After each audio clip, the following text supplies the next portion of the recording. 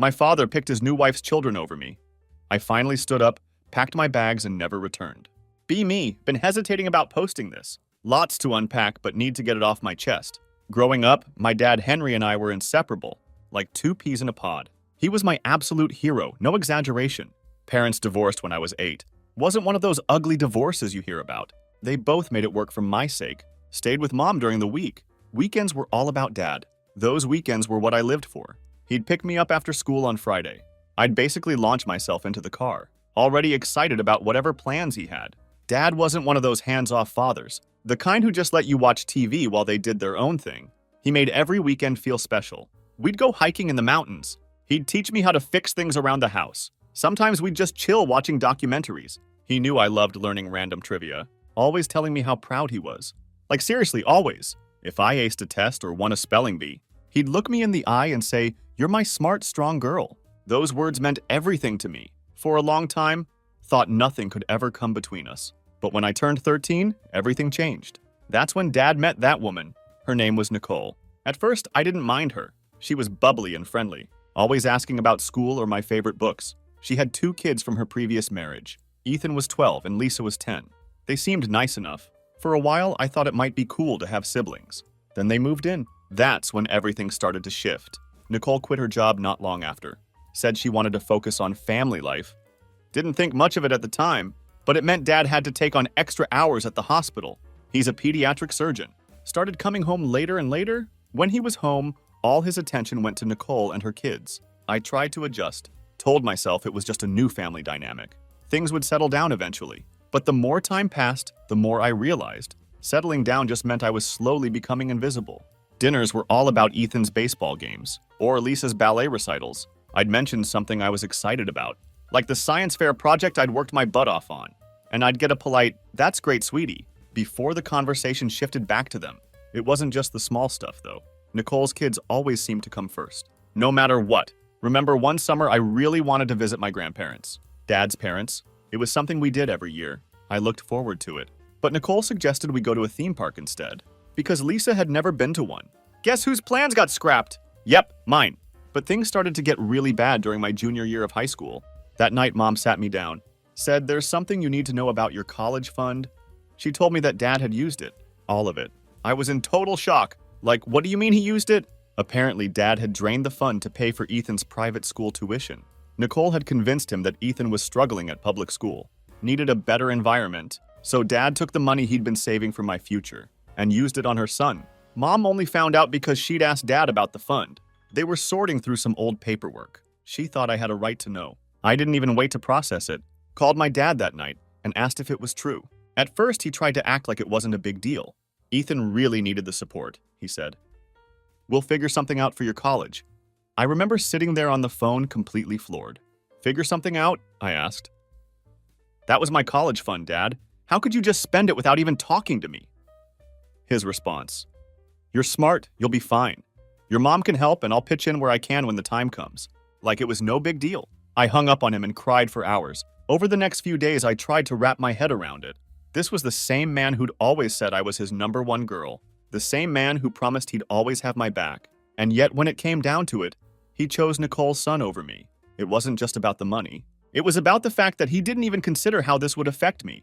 When I finally talked to him again, he doubled down. Said Ethan was struggling and needed a better school.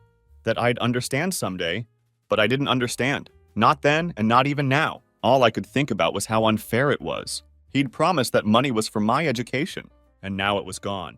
A few months later, as if draining my college fund wasn't bad enough, I found out Dad had bought Ethan a brand new SUV for his 18th birthday. My stomach dropped when I heard. Doubted if he was the same one who told me he couldn't afford to help with my tuition. Yet somehow he had the money to splurge on a luxury car for Nicole's son.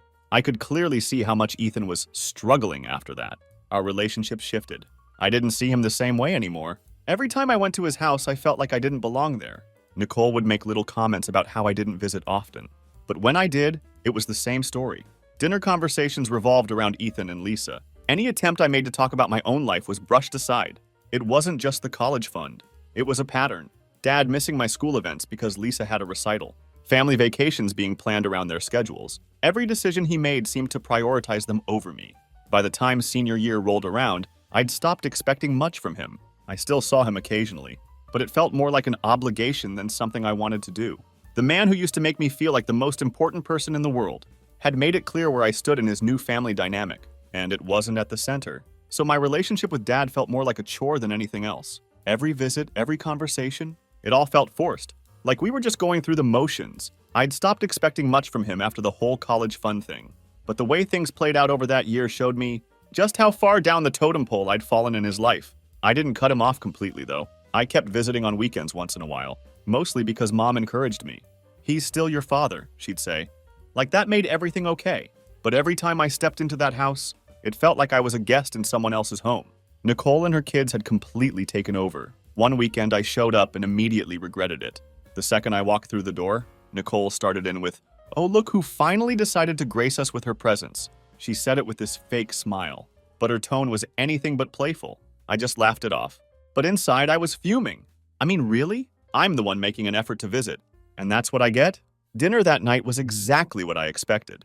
Nicole spent half the meal talking about how Lisa's dance recital was coming up, and how stressful it was for her to juggle everything.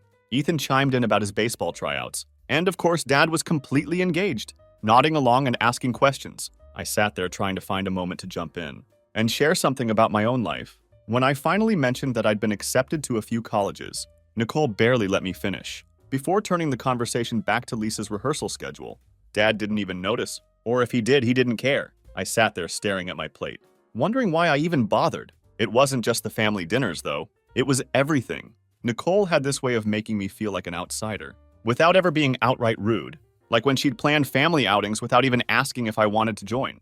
I'd hear about it after the fact, when Lisa or Ethan would casually mention how much fun they had, at the zoo or the movies or wherever. One time I overheard them talking about a camping trip they were planning for the weekend. When I asked Dad about it, he just shrugged and said, "Oh, I didn't think you'd be interested." Like, really? We used to go camping all the time. It was our thing. But now it was like I didn't even exist. The worst part was how normal it all seemed to them. Nicole acted like I was some distant relative popping in for an occasional visit, not Dad's actual daughter. And Dad just went along with it, like this was the way things were supposed to be. I tried talking to him about it once, but he brushed me off. "You're overthinking it," he said. "You've got your own life now. You don't need to be here all the time." Maybe he was right. Maybe I didn't need to be there. But that didn't mean it didn't hurt. By the time spring rolled around, I'd started to check out emotionally. I still visited occasionally, but I kept my walls up. I'd sit through dinner nodding and smiling at the right moments, but I wasn't really there. It was like I'd become a spectator in my own family, watching from the sidelines while they went on with their lives. One weekend, I decided to test the waters and see if Dad even noticed how disconnected I was. I barely said a word during dinner, just nodded along while they talked about Lisa's upcoming recital and Ethan's baseball games. Dad didn't say anything to me the entire meal. Not one question about school, my college plans, or anything else going on in my life. Nicole, of course, filled the silence with her usual chatter about how hard it was to juggle everything with 2 kids, as if I wasn't sitting right there, also his kid. After dinner, I tried to have a one-on-one conversation with Dad. I asked if we could go for a walk like we used to, just the 2 of us. He agreed, but halfway through the walk, while I was about to tell him how I felt left out and the way he changed, Nicole called his phone. I couldn't hear what she was saying, but whatever it was urgent enough for him to cut our time short. "Sorry, sweetie," he said, patting me on the shoulder. "Nicole needs me to help with something at home." And that was that. I rarely visited after that. At first, I felt guilty about it, like I was abandoning Dad. But the truth was, it hurt less to stay away. I focused on school and my own plans instead. I got a part-time job to start saving for college, since Dad's promise of figuring something out was obviously just empty words. Mom tried to help as much as she could, but money was tight. Honestly, Mom was my biggest cheerleader. She wasn't just supportive, she was my rock. Every time I came home feeling invisible or frustrated, after a weekend at Dad's, she was there waiting with a listening ear and my favorite cup of tea. I didn't bring anything happening in my life up to Dad. What was the point? He was too busy playing super dad to Nicole's kids to notice anything I was going through. The final straw came a few weeks before my high school graduation. I'd been hoping, praying that Dad would actually show up for this one. It wasn't like I'd asked him for much over the past year. All I wanted was for him to be there, to see me walk across that stage and hear my name called. But a week before the ceremony, Nicole called me. Mind you, not Dad. Nicole. She said, "Hey, just wanted to let you know that your dad won't be able to make it to your graduation. Lisa's dance competition is that same day, and you know how important that is to her. I didn't even know what to say. I just sat there holding the phone, feeling this mix of anger and disbelief. She didn't apologize. She didn't even pretend to care about how I felt. It was just Lisa's thing is more important, period. I didn't bother calling Dad to argue. What was the point? He'd made his choice, just like he always did. And I wasn't expecting much from Dad anymore. After everything, missing my graduation, draining the college fund, and constantly prioritizing Nicole's kids, I had lowered my expectations to basically nothing. But even so, around that time his 50th birthday approached, and I still wanted to acknowledge it. It felt like one of those things you just had to do, you know? No matter how distant we'd become. He was still my dad. A week before his birthday, I picked out a gift for him. It wasn't anything extravagant, just a book about World War II history. I knew he'd love it. He was always a history buff, and we used to talk about that stuff all the time. When I was younger, it felt like a safe, thoughtful choice, something that might remind him of the bond we used to have. On the day of his birthday, I decided to swing by his house after work to drop it off. I didn't text or call ahead, because in my mind this was just a casual visit. I figured we'd chat for a bit, I'd give him the gift, and that would be it. But when I pulled into the driveway, I realized something was off. The house was lit up like a Christmas tree. With cars parked all along the street, I could hear music and laughter coming from the backyard. For a second, I thought maybe I'd gotten the date wrong. But no. It was definitely his birthday. I sat in my car trying to process what I was seeing. I wasn't invited. That realization hit me like a brick. This wasn't just a small family gathering. It was a full-blown party. A party for his 50th birthday. And I wasn't even told about it. Part of me wanted to turn around and drive away. Just leave the gift on the porch and pretend I never came. But another part of me, maybe the part that still believed there was a chance to fix things, decided to go in anyway. I knocked on the door, and Nicole answered. Her smile froze when she saw me, like she was trying to figure out what I was doing there. "Oh," she said after a beat. "We didn't know you were coming." I forced a smile and held up the gift. "I just wanted to drop this off for Dad. Is he around?" She hesitated for a second, then stepped aside to let me in. "He's in the backyard," she said. Gesturing toward the noise, I could feel her eyes on me as I walked through the house, and it took everything in me not to turn around and ask why I wasn't invited. The backyard was packed. There were string lights everywhere, a catered buffet set up along one side, and even a DJ in the corner. It looked like something out of a Pinterest board. Dad was near the grill, laughing with a group of relatives I hadn't seen in years. He looked up when he saw me and waved me over. "Lily, hey," he said, pulling me into a quick hug. "I wasn't expecting you." I handed him the gift. "Happy birthday," I said, trying to keep my voice steady. He opened it right there and smiled when he saw the book. "Wow, this is great. Thanks, kiddo." For a moment, I almost forgot why I was upset. He seemed genuinely happy to see me, and it reminded me of the dad I used to know. But then the moment passed, and I was standing there surrounded by people who all knew about this party. People who had been invited, while I was clearly an afterthought. "Did Nicole not tell you about the party?" Dad asked casually, as if this was a minor oversight. "No," I said, trying not to sound as hurt as I felt. "I just came by to drop off your gift. I didn't know there was a party." His face fell for a split second, but he quickly recovered. "Well, I'm glad you're here now. Grab a plate and stick around." But the way he said it didn't feel welcoming.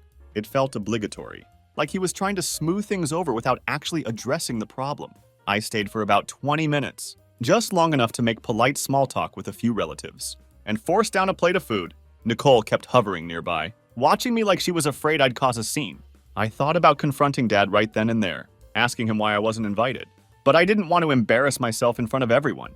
When I left, I kept replaying the whole thing in my head, wondering if I'd done something to deserve being left out. Was it because I didn't visit often enough? Because I didn't fit into their perfect little family dynamic? Is Nicole the problem? But no matter what the reason was, I was already an outsider in my own father's life. For days afterward, I felt this heavy weight in my chest. I couldn't focus on school, couldn't concentrate at work. Every time I thought about the party, I felt this mix of anger and sadness that I couldn't put into words. It wasn't just about the party. It was about everything. The college fund, the missed graduation, the constant favoritism. This party was just another reminder that I wasn't a priority in his life. I tried to push it aside, to tell myself it didn't matter, but it did. It mattered a lot. I didn't call Dad after that, and he didn't call me either. Weeks went by, and the silence between us grew louder and louder. I thought maybe he'd reach out to apologize, to explain why I wasn't invited, but he never did. It was like the whole thing never happened. At some point, I realized I was holding on to something that wasn't there anymore. The dad I grew up idolizing, the one who used to make me feel like I was his whole world, was gone, or maybe he was never really there in the first place, and I was just too young to see it. Either way, it broke something in me, and no matter how much I wanted to fix it, I couldn't do it alone. Then came Lisa's engagement. I found out about it the same way I found out about most things with Dad's new family, through social media. There it was on my feed, a picture of Lisa grinning with an oversized diamond ring on her finger, surrounded by a bunch of people I didn't even recognize. Dad and Nicole were front and center, of course, looking like proud parents. The caption read, "Can't wait to marry the love of my life. Thanks to my amazing family for making this day so special." At first, I thought maybe the engagement party was something small, thrown together last minute. I tried not to jump to conclusions, but as more pictures started popping up, it became clear that this wasn't some casual gathering. It was a full-blown event. Decorations, catered food, even a freaking photo booth. And guess who wasn't invited? Again. I didn't call Dad to ask why. What was the point? He'd either blame Nicole like he always did, or act like it wasn't a big deal. So I stayed quiet and told myself I didn't care. But it was hard not to care, when every other day someone new was posting pictures of the party. Aunts, uncles, cousins. They were all there, smiling and laughing, like this was the happiest moment in the world. I thought maybe Lisa's wedding itself would be different. Surely I'd get an invitation to that, right? After all, a wedding is a big deal. Even if I wasn't close to Lisa, I was still family. Or at least I was supposed to be. Weeks passed and I didn't hear anything. No phone calls, no texts, no invitations in the mail. I tried to convince myself that maybe they hadn't sent them out yet. But when I asked a cousin about it, she let it slip that the invites had already gone out weeks ago. "I'm sure yours is on the way," she said, giving me a look like she knew that wasn't true. A few days later, I got a text from one of my cousins. It read, "Hey Lily, Lisa wanted me to let you know the wedding is on June 15th at Riverfront Gardens. Hope you can make it." That was it. No explanation for why I wasn't told sooner. No acknowledgement that I was family. Not even a direct invite from Lisa or Dad. Just a lazy secondhand message passed along. Like I was their neighbor. It didn't feel like an invitation. It felt like a formality they couldn't bother to handle properly. I stared at the text for a long time, trying to figure out how I felt about it. Hurt, sure. Angry, definitely. But more than anything, I just felt tired. Tired of always being the afterthought. Tired of trying to force myself into a family that didn't seem to care if I was part of it. For a brief moment, I considered going. Maybe it would keep the peace. Maybe showing up would prove I was the bigger person. But then I thought about what it would really be like. Sitting in the back row, watching Lisa beam while Dad gave his toast, probably calling her the daughter he was so proud of, while I sat there wondering why he couldn't ever say those words about me anymore. I realized I couldn't do it. Not because I wanted to make a point, but because I needed to protect myself. Going to that wedding wasn't going to fix anything. It wasn't going to magically make me part of their family. If anything, it would just be another reminder that I was on the outside looking in. I decided not to go. I didn't announce it to anyone or make a big deal about it. I just quietly made the choice and stuck to it. Of course, Dad wasn't going to let it slide. A couple of days later, he called me. As soon as I saw his name on the screen, I knew what the conversation was going to be about. "Lily," he started. And I could already hear the irritation in his voice. "I just heard from Nicole that you're not planning to come to Lisa's wedding. Is that true?" "Yeah," I said. Keeping my tone calm, I decided it's better if I don't. "Better?" he repeated. Like the word didn't make sense. How is that better? She's your stepsister. This is one of the biggest days of her life and you're just not coming? I took a deep breath, steadying myself. "Dad, I don't feel like I'm really wanted there," I said. "It's obvious this invitation was sent out of obligation, not because anyone actually cares if I come. I think it's better for everyone if I stay home." He scoffed, and I could picture him shaking his head on the other end of the line. "Not everything has to be about you, Lily. This isn't about whether you feel wanted or not. It's about Lisa. This is her big day, and you're making it about your feelings. Can't you put those aside for once?" I clenched my jaw, forcing myself to stay calm. "Dad, this isn't just about the wedding," I said. "It's about everything. The college fund, my graduation, your birthday party, the engagement party. Do you not see how many times I've been excluded? How many times I've been made to feel like I don't matter?" "Jesus, Lily," he snapped. "You're always so dramatic. Nicole has worked so hard to keep this family together, and all you ever do is complain. Maybe if you tried being more supportive, things wouldn't feel so tense." "Supportive?" I repeated, my voice rising. "You're telling me to be supportive when I've been left out over and over again? You spent my college fund on Ethan. You missed my graduation for Lisa's recital. You didn't even invite me to your birthday party? And now you're telling me I'm the one who isn't supportive? That's not fair, he said quickly, but I could hear the guilt creeping into his voice. You know it's not like that. Really? Because it feels exactly like that, I said. It feels like you've chosen Nicole and her kids over me every single time. And the worst part is you don't even care how much it's hurt me. There was a long pause, and for a moment I thought he might actually apologize. But instead he sighed and said, Look, I don't have time for this. You're either coming to the wedding or you're not. Just know that if you don't, it's going to cause problems. Lisa will be upset, Nicole will be upset. And I really don't want to deal with that. Then don't, I said, my voice sharp. Deal with your perfect little family and leave me out of it. I hung up before he could respond. The days leading up to the wedding were harder than I expected. I tried to focus on school and work, but my mind kept drifting back to that conversation. I replayed his words over and over, trying to figure out where I went wrong. Was I really being selfish? Dramatic? Was it too much to want to feel like I mattered? On the day of the wedding, I stayed home. I turned off my phone and tried to distract myself with a book. But I couldn't focus. I kept picturing Dad standing up to give a speech, talking about how proud he was of Lisa, and the thought made my stomach twist. A few days later, I found out through a cousin that Nicole had been bad-mouthing me at the reception. She told anyone who would listen that I was jealous of Lisa and didn't care about family. It hurt. But honestly, it wasn't surprising.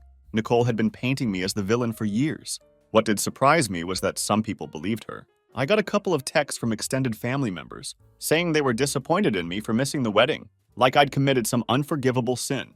I didn't bother replying. I knew there was no point trying to explain myself. To people who had already made up their minds, at that point I realized I couldn't win. No matter what I did, I'd always be the bad guy in their eyes. If I stood up for myself, I was dramatic. If I stayed quiet, I was unsupportive. And if I walked away, I was selfish. Something had to change. I couldn't keep bending over backward for people who didn't even want me around. I tried to move on after Lisa's wedding. I stopped waiting for calls or texts from Dad and started focusing on my own life instead. But then a few months later, I found out through a cousin about another family event. This time it was a backyard barbecue at Dad and Nicole's house, a big one with extended family invited. Apparently it was meant to be a celebration for Ethan graduating from college. And as always, I wasn't invited. I'd love to say I was surprised, but at this point it was just par for the course. Still, hearing about it secondhand stung, especially since Ethan's graduation was apparently such a big deal that they were throwing a full-blown party, while my own graduation barely warranted a passing mention. I tried to let it go. What was the point of dwelling on it? But as the days went by, the anger started bubbling up. Why did they get to keep pretending like I didn't exist? Why did Dad get to play the role of a proud, devoted parent, while completely ignoring the damage he'd done to our relationship? It's not like I did something to them. That makes them always leave me out. I wasn't going to let them get away with it this time. I had enough of being pushed on the side, and I wanted to throw everything in their faces. The day of the barbecue, I got in my car, drove to their house, and walked straight up to the front door. I didn't knock. I didn't hesitate. I just opened the door and stepped inside. The sound of laughter and music spilled out from the backyard, and for a moment I stood there taking it all in. The house was packed. It seemed like most of the family was there. Relatives I hadn't seen in years. People who hadn't so much as texted me, but somehow showed up for this celebration. I could hear voices calling out congratulations, laughter echoing through the walls, and the faint clink of glasses. Nicole was the first to notice me. She was walking through the living room with a tray of drinks. When she spotted me by the door, her face froze in surprise before twisting into that fake sugary smile I knew all too well. Well, look who decided to show up, she said, setting the tray down on the table. Did you finally remember where your father lives? Or did your mother teach you another trick to get attention? That hit me like a slap. She had always been passive-aggressive, but this was different. She wasn't even trying to hide her disdain. Excuse me? I said, my voice shaking. Oh, don't play innocent, she snapped, her smile disappearing. You've always been like this. Selfish, dramatic, just like your mother. She's the one who taught you how to act like the world revolves around you. I opened my mouth to respond, but before I could say anything, Dad walked in from the backyard. His eyes widened when he saw me standing there. Lily, what are you doing here? I came to see my family, I said. Putting as much emphasis on the word as I could, Nicole let out a short, bitter laugh. Family? That's rich coming from someone who skips her stepsister's wedding and can't be bothered to pick up the phone? Are you serious right now? I shot back. You didn't even invite me to this party. I found out from a cousin. How many more times are you going to exclude me? Before you admit that you just don't want me around? The room went quiet. For a second, I thought Dad might finally stand up for me, but instead he turned to Nicole. "What's going on here?" he asked, his tone sharp. "What's going on is that your daughter decided to barge in and make a scene," Nicole said. Crossing her arms, I couldn't believe what I was hearing. "Make a scene?" I repeated. "I wouldn't have to make a scene if you treated me like I mattered." Instead of constantly putting Ethan and Lisa first, Dad turned to me then, his face hard. "That's enough, Lily. You don't get to come into my house and disrespect my wife like this." "Your wife?" I snapped, the anger boiling over. "She's the one disrespecting me. She's been doing it for years. And you just stand there and let her." "Don't blame me for your problems," Nicole said, her voice dripping with venom. "You've been nothing but a thorn in this family's side. You're bitter because you can't stand that my kids are more successful than you." That did it. I wasn't going to let her rewrite the narrative. I laughed bitterly. "You mean Ethan, who had my college fund handed to him on a silver platter? Or Lisa, who's had everything handed to her while I've been busting my ass to get through school? Let's not pretend this is about success. This is about you trying to erase me from my own family." Dad stepped in then, raising his voice. "Lily, stop! You're embarrassing yourself!" "No, Dad," I said, my voice breaking. "I'm embarrassing you?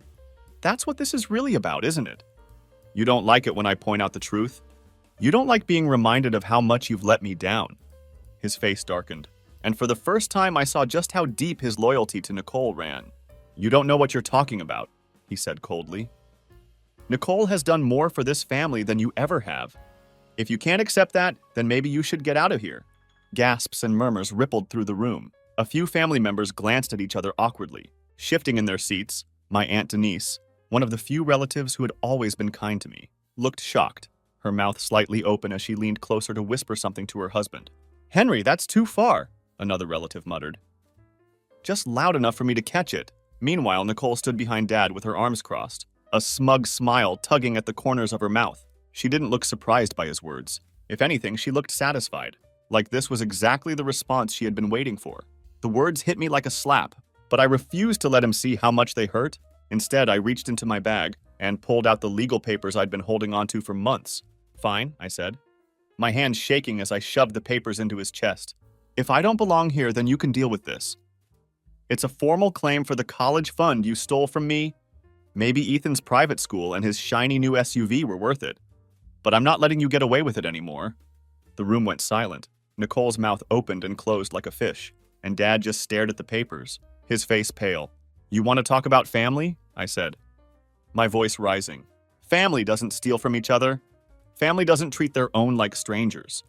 You've been nothing but a puppet for Nicole, and I'm done pretending otherwise." Without waiting for a response, I turned and walked out the door. Behind me, I could hear the murmur of voices rising. As the chaos I'd caused sank in, for the first time in years, I felt like I'd taken control of the situation, instead of letting it control me. But even as I drove away, I couldn't shake the heaviness in my chest. I had said my piece, but it didn't feel like a victory. It felt like the end of something I'd been holding on to for far too long. 2 weeks after the barbecue, Dad finally reached out. I let the call go to voicemail, but his message was exactly what I expected, full of anger and blame. "Lily, I can't believe you're doing this," he said, his voice dripping with frustration. "You're really going to drag this family into legal drama over some money? Ethan needed that school, and you've had plenty of opportunities to figure out your own way. I can't believe you'd stoop this low." I deleted the voicemail without replying. What was there to say? He didn't even try to understand my perspective, or take responsibility for his. In his eyes, I was the villain, and Nicole was probably fanning the flames as usual. A week later, I received a letter from Dad's lawyer. He was contesting my claim, arguing that the college fund had always been family money, and that he had the right to use it as he saw fit. It felt horrible, but I wasn't surprised. If there was one thing I had learned over the years, it was that Dad would do anything to avoid admitting he was wrong. My lawyer, thankfully, was prepared. We had documentation proving the fund was specifically set up for my education, including old statements with my name listed as the beneficiary. It wasn't just about the money. It was about holding him accountable for years of broken promises. The legal process dragged on for months. During that time, Dad's calls became less frequent, and when he did reach out, it was never to apologize. Instead, he accused me of tearing the family apart and putting everyone in an uncomfortable position. Nicole, of course, wasn't subtle about her disdain. She took to social media posting vague but clearly targeted comments about ungrateful people who think they're entitled to everything. Meanwhile, extended family members started taking sides. Some reached out to show their support, telling me they'd seen how unfairly I'd been treated for years. Others sided with Dad, claiming I was being unreasonable and should just let it go. One aunt even called me to say, "It's just money, Lily. Is it really worth ruining your relationship with your father?" But it wasn't just money. It was my future, my trust, and my dignity. All things Dad had trampled on without a second thought. I was done pretending that wasn't the case. When the case finally went to mediation, the documentation was airtight, and every excuse he tried to offer was met with hard evidence to the contrary. At one point, he actually had the nerve to say, "I thought Lily was smart enough to figure out college without the fund. She didn't need it as much as Ethan did."